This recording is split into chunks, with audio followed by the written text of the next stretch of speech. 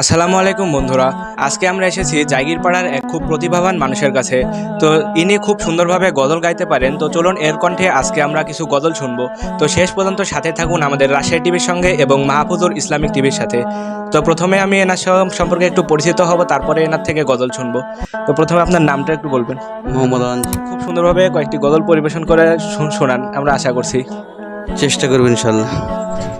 জোরে ছিলে তুমি চার দেয়ালে বন্দি,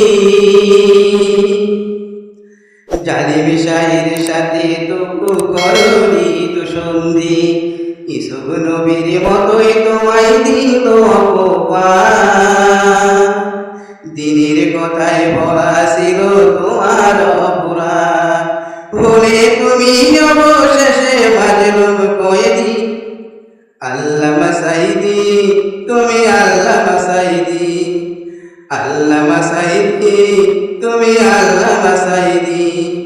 ইব্রাহিমের মতো করে বুকে রেখে ঈমান, রবের প্রেমে নিজের জীবন করলে যে কুরবান। ও অর্ধ শত বছর ধরে করে করার প্রেম, থেকে থেকে তেতুলিয়া সারা বাংলাদেশ, জালিম শাসক করল তবু জুলুম নিরবধি।